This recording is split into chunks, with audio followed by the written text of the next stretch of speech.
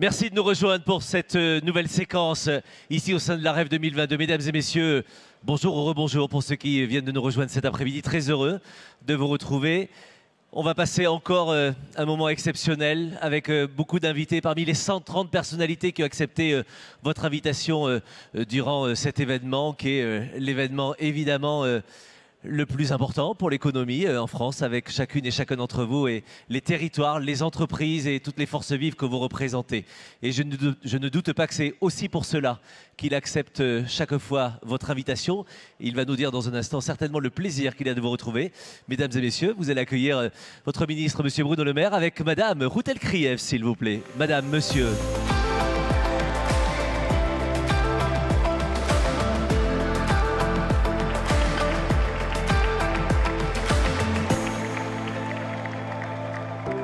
Merci, chère Ruth, de nous proposer cet échange. Merci, Bruno Le Maire. Bonjour à tous, c'est très impressionnant. Merci beaucoup. Merci, Monsieur le ministre de l'Économie, des Finances et de la Souveraineté industrielle et numérique.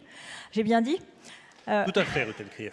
Voilà, c'est très impressionnant d'être dans ce lieu. C'est très différent de la télé. Donc, j'ai beaucoup de plaisir à pouvoir vous poser toutes ces questions que, comme journaliste, évidemment, j'ai sur le bout des lèvres et qui intéressent aussi tous ceux qui sont là. Et je voulais commencer par cette phrase. Winter is coming. C'est cette phrase, vous savez, de Game of Thrones qui annonce des très grandes difficultés. Et en effet, les nuages s'accumulent. Contraction de l'activité en France pour la première fois en août depuis 1 an et demi. Récession possible en Allemagne, peut-être aux États-Unis. Inflation. Remontée des taux des banques centrales. Fin du gaz russe. Guerre en Ukraine qui dure. Alors comment qualifieriez-vous le climat ? Morose, inquiétant, déprimant ? Still summer.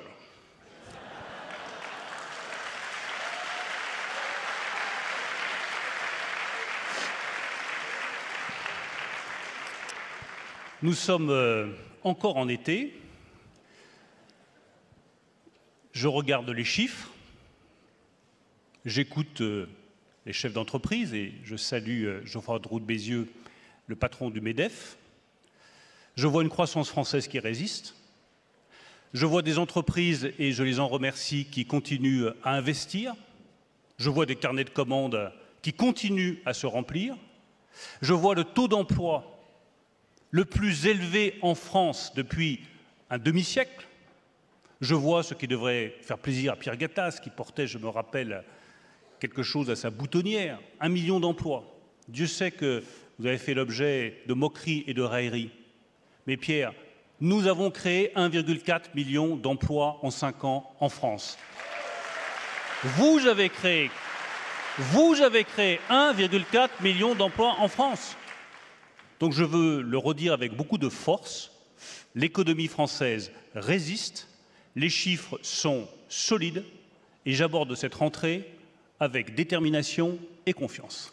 Optimisme donc, par exemple, sur le taux de croissance de 2022 et de 2023, 2,5 pour 2022, 1,4 pour 2023 ? Je confirme que notre espoir est de faire 2,5% de croissance en 2022, c'est-à-dire d'avoir un des meilleurs résultats de croissance en 2022 de tous les pays de la zone euro. Et je confirme que nous ferons tout le nécessaire avec le président de la République, avec la Première ministre, pour continuer à obtenir de bons résultats économiques. Et pour ça, vous savez, il n'y a qu'une seule recette. Tenir bon sur la ligne de politique économique que nous avons engagée depuis 2017 avec le président de la République et qui se résume très simplement en des politiques de l'offre. C'est un peu compliqué, politique de l'offre. Nous, notre politique, c'est simple. Moins d'impôts, plus de travail, plus de richesse pour tous les Français. Si c'est ça la politique de l'offre, elle sera maintenue dans les années qui viennent parce qu'elle donne des résultats sur l'emploi, sur la croissance, sur l'investissement et sur l'attractivité de la France qui est devenue, je le rappelle, le pays le plus attractif de tous les pays européens pour les investissements étrangers.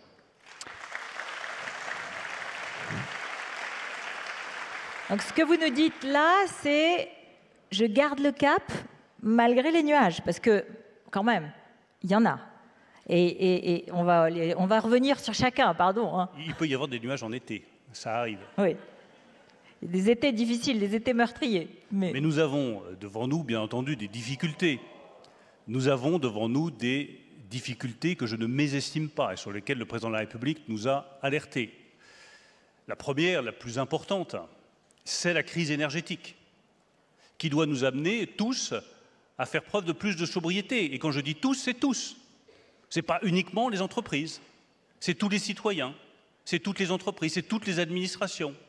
Nous devons consommer moins d'énergie chez nous, dans les transports, dans les commerces, dans les entreprises, dans les administrations. C'est un engagement collectif de réduction de la consommation d'énergie qui doit être pris et cet engagement doit être supporté par tous.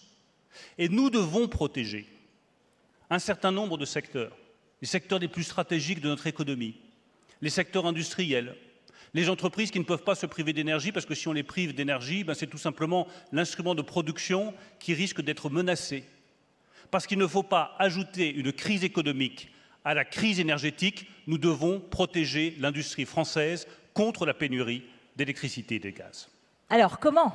Très bien, parce que la sobriété énergétique, elle a été demandée hier de façon officielle par la Première ministre, qui a dit qu'elle l'a demandé aussi aux administrations, qu'on allait avoir une campagne d'information sur les éco-gestes pour nous, tous les citoyens. Mais sur les entreprises, est-ce que profondément la sobriété énergétique, c'est compatible avec la croissance?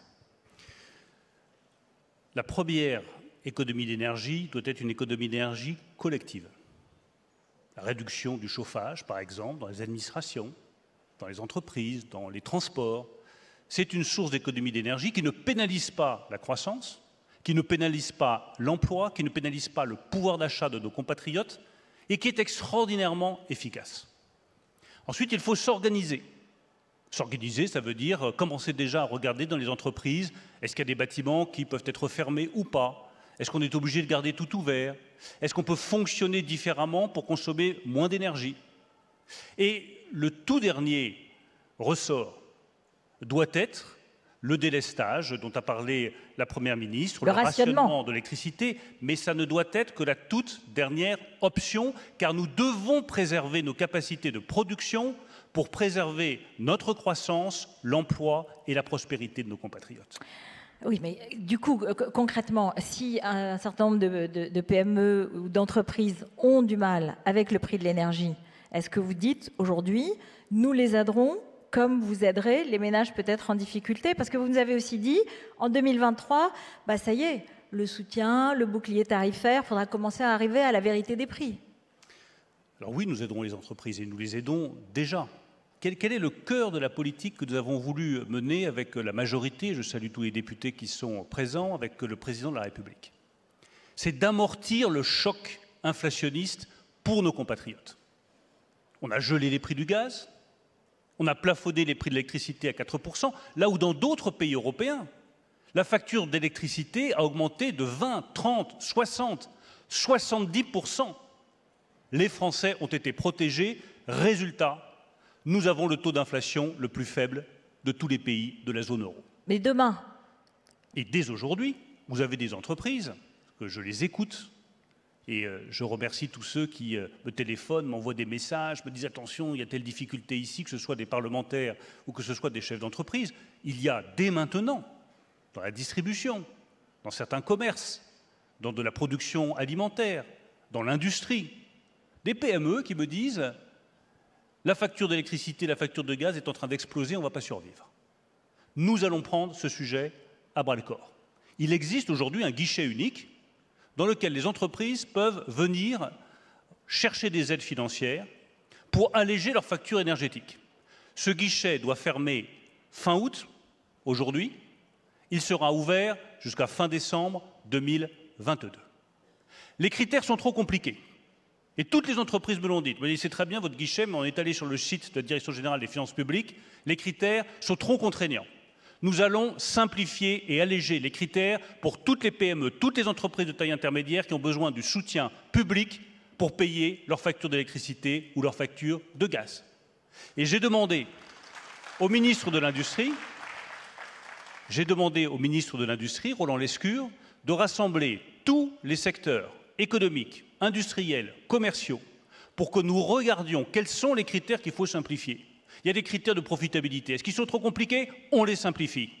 Il y a un critère qui est très contraignant, qui est qu'il faut, pour avoir accès à cette indemnisation, avoir une facture d'électricité ou de gaz qui représente 3% du chiffre d'affaires. C'est trop élevé, on le modifie, on le simplifie, on l'allège. Nous aiderons aussi les entreprises, et en particulier les PME, à traverser la crise énergétique. Avec des conditions quand même, c'est-à-dire un plan de sobriété énergétique qui est engagé dans chaque entreprise? La condition pour tout le monde, c'est faire des économies d'énergie. Et je ne veux pas donner le sentiment qu'il y a ceux qui vont devoir faire des économies et ceux qui pourraient s'exonérer d'économies. C'est un engagement national qui doit être pris, qui concerne chaque citoyen, chaque entreprise, chaque administration, chaque commerce. Plus nous serons responsables dans la consommation d'énergie, plus nous éviterons d'être obligés de venir à des obligations, à des rationnements qui pénaliseraient l'économie française. Et c'est parce que je ne veux pas pénaliser l'économie française, parce que ce n'est pas notre intérêt, que ce n'est pas l'intérêt de nos citoyens, que nous devons dès maintenant, comme l'a dit le Premier ministre hier, faire attention à nos consommations d'énergie tout le temps et partout. Est-ce que vous êtes optimiste sur la production d'électricité nucléaire? C'est notre atout, théoriquement, mais aujourd'hui, nous avons des difficultés. Et ici même, Jean-Bernard Lévy, le PDG d'EDF, a expliqué qu'on lui avait demandé, enfin, que depuis des années, les pouvoirs successifs, et notamment Emmanuel Macron, avaient demandé qu'on mette fin progressivement à cette filière. Que donc c'est la raison pour laquelle aujourd'hui nous avons ces difficultés de main-d'œuvre, d'entretien et donc de résultats. Alors on ne va pas se tourner vers les errements du passé, parce qu'il y en a eu beaucoup en matière énergétique. Et notamment faire croire que nous pouvions réussir la transition climatique sans le nucléaire. Faire croire que nous pouvons aller tout de suite vers du 100% renouvelable et garder le même niveau de production et le même niveau d'emploi. Tout ça, ce sont des billevesées qui ne tiennent pas la route et que les scientifiques se sont chargés de dénoncer. Notre responsabilité, c'est de produire plus d'énergie, plus d'électricité décarbonée dans notre pays le plus rapidement possible. C'est le mandat que nous fixerons pour le nouveau président d'EDF, que le président de la République choisira dans les jours ou les semaines qui viennent. Je lui ferai des propositions, je ferai des propositions à la Première ministre dans les jours qui viennent. Produire plus d'électricité décarbonée dans les meilleurs délais possibles, remettre en état de fonctionnement les réacteurs nucléaires qui sont aujourd'hui à l'arrêt et engager le processus de réalisation de 6 nouveaux EPR pour accroître la production d'électricité décarbonée en France et être totalement indépendant en matière de production énergétique. Et tout cela est parfaitement compatible avec le développement accéléré des énergies renouvelables. C'est le plan d'action qui a été fixé par le président de la République il y a quelques mois. Des économies d'énergie, plus de nucléaire, plus de renouvelables. Voilà la feuille de route qui sera celle du prochain président d'EDF. Je vais revenir juste sur une petite polémique d'actualité. Vous avez vu ce que certains écologistes disent. On fait plus d'économies d'énergie en mangeant moins de viande qu'en circulant en automobile. Oui, c'est les mêmes écologistes qui vous disent qu'il faut décarboner l'énergie en France, mais il faut un prix du carburant à 1,40 € le litre. Ils ne sont pas avares de contradictions. Et croyez-moi, quand on voit les drames qu'ont connus beaucoup de nos compatriotes cet été, les feux de forêt, le réchauffement climatique, l'impact que cela a en matière de sécurité sanitaire pour beaucoup de nos compatriotes. La question de la consommation de viande, des barbecues, des piscines, des jets, ne me paraît pas à la hauteur des enjeux. Je voudrais qu'on revienne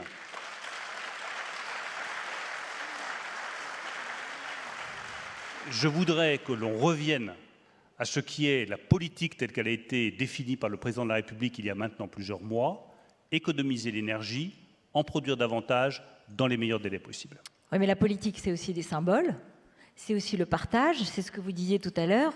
Tous citoyens, les entreprises, mais aussi tous les citoyens doivent faire des efforts d'économie et de solidarité.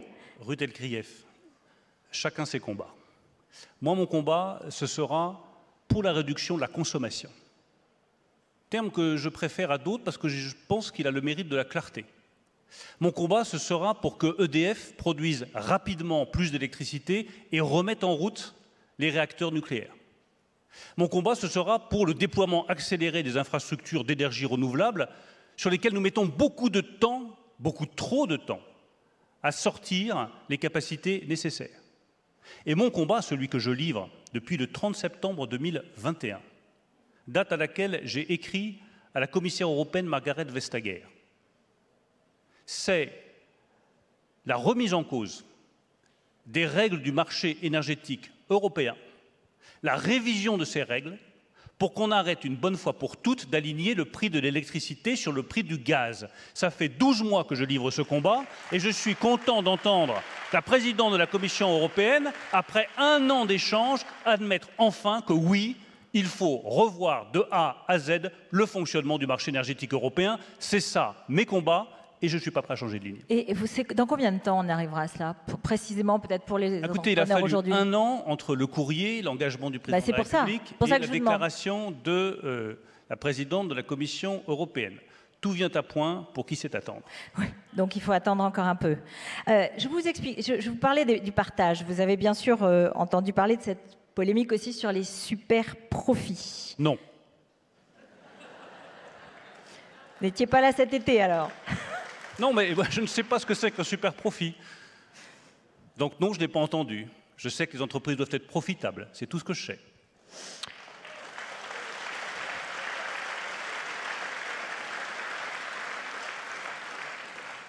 Bon, c'est normal. Vous êtes très applaudi. Moi, je suis journaliste. Voilà. Donc, moi, je sais aussi ce que c'est. Je sais ce que ça veut dire. Je sais que ça veut dire aussi qu'il y a un certain nombre d'entreprises qui, parce que le pétrole a vu son prix augmenter, ou qui, par une situation liée à la guerre ou à la situation générale, a eu des profits exceptionnels. Donc, est-ce que ces entreprises, vous leur demandez aujourd'hui de participer plus à la solidarité nationale, ou est-ce que, comme vont vous demander par un référendum d'initiative partagée l'opposition, la NUP, vous leur dites « on va vous taxer ». Moi, je sais que lorsqu'on reprend la rhétorique de ses adversaires, on a déjà perdu la bataille politique. Je sais que certaines entreprises ont pu faire des bénéfices très importants au cours des prochains mois. Des récents. Je sais que je leur ai demandé d'alléger la facture pour nos compatriotes et que je préfère que l'argent aille directement dans la poche de nos compatriotes plutôt que dans la poche du Trésor public. Je sais que Total, CMA-CGM, les distributeurs, un certain nombre d'autres entreprises ont déjà fait des efforts pour redistribuer ce qu'elles avaient gagné directement dans la poche du consommateur et de nos compatriotes. Et j'appelle toutes les entreprises qui ont les marges de manœuvre nécessaires, comme l'a fait la Première ministre hier, à alléger la facture de l'inflation pour nos compatriotes. Mais je sais une dernière chose. Taxer plus en France, c'est produire moins en France.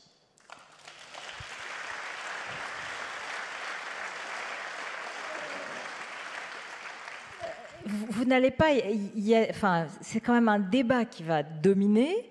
Vous allez, j'entends votre réponse là, elle est claire, elle est nette. Est-ce que, par exemple, demander à ces entreprises de participer à une forme de fonds vert, d'aider à la transition écologique, de partager justement avec le reste de la société ces super profits, vous les appellerez comme vous voulez, c'est pas une bonne manière aussi d'utiliser cet argent? Je préfère cette approche, qui est une approche volontaire dans laquelle chacun prend ses responsabilités. Il est évident que la charge de l'inflation doit être équitablement répartie. L'État fait beaucoup. Le bouclier énergétique, le gel du prix du gaz, le plafonnement des prix de l'électricité, c'est des dizaines de milliards d'euros pour avoir le niveau d'inflation le plus faible et protéger le pouvoir d'achat de nos compatriotes. C'est le seul en Europe, dans la zone euro, qui ait continué de progresser au cours des derniers mois. J'aimerais qu'on le rappelle. Il faut que les entreprises prennent leur part. J'ai cité un certain nombre d'entreprises qui ont déjà accepté de reverser une partie de leurs bénéfices directement dans la poche des Français. Je recevrai, chère Florence Lussmann, les assureurs prochainement et je leur demanderai, je préfère être très clair, de faire un effort sur les primes d'assurance de nos compatriotes, les primes d'assurance quotidiennes, l'habitation, la voiture. Je recevrai les banques et je leur demanderai à nouveau de faire un effort sur les frais bancaires. Je considère aussi que toutes les entreprises qui le peuvent doivent augmenter les salaires, et beaucoup le font déjà, que toutes les entreprises doivent se saisir de la prime défiscalisée, que toutes les entreprises doivent servir de l'intéressement et servir de la participation, mais je préfère cette approche-là, qui est celle du président de la République et de la majorité, à l'approche de nos adversaires politiques qui n'ont qu'un seul mot à la bouche: taxer, interdire, interdire, taxer. Mais justement, vous n'avez plus la majorité absolue à l'Assemblée nationale, tout le monde l'a remarqué. Est-ce que du coup, vous allez pouvoir continuer les réformes? C'est-à-dire, est-ce que le programme du président... Vous avez dit, on ne change pas de cap. Politique de l'offre, baisse des impôts. Il y a aussi la réforme de l'assurance chômage, la réforme des retraites, la baisse des impôts de production qui a été répétée hier par Elisabeth Borne. Mais est-ce que vous en aurez les moyens politiques? Alors j'ai vu effectivement, Rutel Krief, vous avez raison de le souligner, que les conditions politiques avaient changé. Que les Républicains venaient d'annoncer que quoi qu'il arrive, ils ne voteraient pas le budget. Donc ma droite cède. J'ai vu, si j'ai bien entendu M. Mélenchon, il faudrait vraiment s'être bouché les oreilles pour ne pas avoir entendu les éructations de M. Mélenchon, que la gauche ne nous soutiendrait pas beaucoup non plus. Résultat, la droite cède, la gauche nous lâche. J'attaque. C'est le bon moment pour poursuivre la transformation économique de notre pays. Nous ne sommes pas au bout du chemin que nous avons engagé avec le président de la République depuis 2017. Oui, il faut poursuivre la réforme de l'assurance chômage, parce que vous êtes ici des milliers à me dire que vous avez du mal à recruter, que le problème du recrutement est aujourd'hui le problème numéro 1 d'une PME, cher Jean-Philippe Cartier, dans l'hôtellerie, dans la restauration, dans la distribution ou dans l'industrie agroalimentaire. Et je vous invite, pour que nous gagnions cette bataille du travail, non seulement à ce que nous poursuivions la réforme de l'indemnisation du chômage, mais à ce que vous garantissiez à vos salariés des conditions de travail meilleures, des perspectives de carrière meilleures et des rémunérations meilleures. S'agissant de la réforme des retraites, c'est peut-être le seul point de différence que j'aurai avec Geoffroy Roux de Bézieux. La réforme des retraites reste déterminante pour la nation française. Elle est déterminante parce que nous devons augmenter le volume global de travail pour accroître la prospérité de notre pays. Et elle est déterminante parce qu'on ne peut pas accepter d'avoir le niveau de travail, la part de ceux qui travaillent de plus de 55 ans qui est la plus faible de tous les pays de l'OCDE. C'est une injustice sociale et c'est un facteur d'appauvrissement de notre pays. Alors je crois que Geoffroy Roux de Bézieux s'est plaint de la manière dont son interview avait été interprétée. Et je pense que ce qu'il voulait dire, c'est ce qu'il m'a précisé, c'était que ce n'était pas tout à fait le moment maintenant complètement, mais que ce n'était pas pour autant de reculer, de ne pas faire cette réforme. Dans ce cas-là, nous nous rejoindrons. Pour moi, la priorité, c'est le travail. Oui, le travail juste, le travail bien rémunéré, et que vous trouviez la main-d'œuvre dont vous avez besoin. Donc, la réforme de l'assurance chômage, la meilleure rémunération des salariés, la réflexion sur les attentes de nos compatriotes en matière de travail, c'est la priorité. J'entends parler de grandes démissions. Foutaise. Il n'y a pas de grande démission, ça n'existe pas. Cette idée selon laquelle les jeunes ne voudraient pas travailler, c'est un mensonge. Il n'y a pas une grande démission, il y a de grandes attentes. Et il faut répondre à ces attentes en matière d'organisation du travail, de respect de la vie familiale, de respect de la vie privée. Un jeune qui a 20 ans, à qui on demande de travailler tous les jours pour faire le service de midi à 15 h dans un restaurant et de revenir à 18 h pour faire le service du soir et de travailler le samedi soir, il dit « j'en peux plus », eh bien je vais vous dire, il a raison. À nous de faire en sorte d'organiser mieux le travail. C'est la priorité. Et ensuite viendra cette réforme des retraites sur laquelle le président de la République a fixé un calendrier. Elle doit être mise en œuvre en juillet 2023. Je souhaite qu'elle soit mise en œuvre pour juillet 2023. Voilà qui est dit. Je reviens quand même à mes prévisions, que vous avez dit qu'on était encore en été. J'ai bien noté, il fait chaud. Mais quand même, la hausse des taux, la contraction de ce trimestre de l'activité, la guerre en Ukraine qui continue. L'année 2023 s'annonce quand même difficile. Aujourd'hui, vous dites l'économie française résiste. On l'entend, et ici sont les acteurs qui le font, comme tous les citoyens. Mais on peut très légitimement être inquiet, par exemple, ne serait-ce que par la récession qui s'annonce chez nos amis allemands. Donc, comment est-ce que vous envisagez cette résistance? Comment est-ce qu'elle va se poursuivre? Il faut anticiper les difficultés, c'est notre responsabilité. Il ne faut pas les surestimer non plus, parce que sinon, vous découragez nos compatriotes. Est-ce que les prix de l'énergie vont continuer à augmenter, notamment les prix du gaz? C'est probable.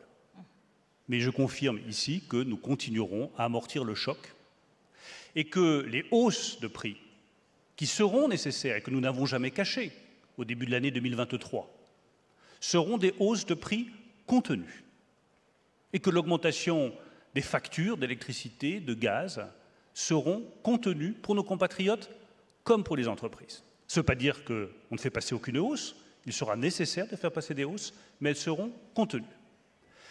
Les taux d'intérêt augmentent, oui, et la politique monétaire accommodante se referme, aux États-Unis comme en Europe. Raison de plus pour être responsable en matière de finances publiques et de rappeler que chaque euro compte et que nous avons atteint la cote d'alerte sur les finances publiques. Nous serons, avec Gabriel Attal, intraitables sur ce sujet dans les prochains PLF, les prochaines lois de finances. Et justement, dans le budget de l'État, je vois plusieurs postes en hausse nette, le social, l'éducation, la défense. Et quelles sont les économies? Il devra y avoir des économies dès le budget 2023. Oui. Vous avez ici un parlementaire, Daniel Labaronne, qui a pris la décision, avec un certain nombre d'autres parlementaires, de faire des propositions au gouvernement. Je pense que c'est une excellente méthode. Parce qu'en matière d'économie publique, c'est le mérite quand on en est à sa 43e édition des universités d'été du MEDEF, du haut de mon expérience, je sais que toute proposition d'économie qui est faite par le gouvernement est systématiquement rejetée. Et les mêmes qui vous appellent à réduire la dépense font des propositions de dépenses supplémentaires. Donc, nous avons proposé une autre méthode. L'autre méthode, c'est de donner la main aux parlementaires. Daniel Labaronne va donc avec un certain nombre de parlementaires de la majorité, mais aussi des parlementaires, les républicains ou socialistes ou écologistes, sont les bienvenus. Nous leur tendons la main pour participer à la définition des économies possibles dès 2023 qui permettront de tenir la dépense publique et de restaurer nos finances publiques. Daniel, je te souhaite bonne chance dans ta mission. Geoffroy Roux de Bézieux, hier, a évoqué les profits de l'État. Justement, on parlait des super profits tout à l'heure.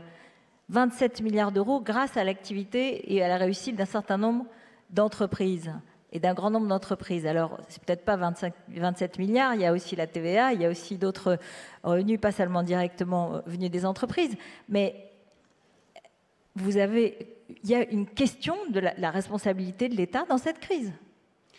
De l'exemplarité. Oui, je pense qu'on ne peut pas nous reprocher d'un côté de dépenser trop pour protéger les ménages et les entreprises et de l'autre nous dire que nous pourrions avoir fait des profits en la matière.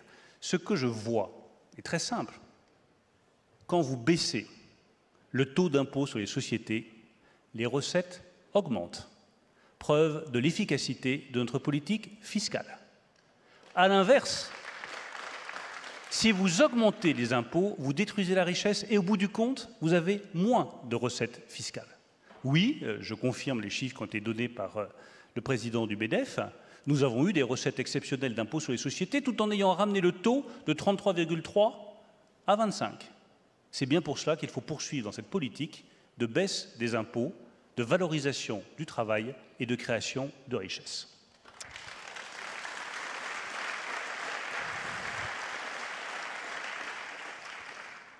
Merci beaucoup. Merci Rutel Merci Krief. Bruno Le Maire Et merci d'avoir répondu à nos questions. de votre accueil chaleureux comme à chaque édition. Merci à toutes et à tous.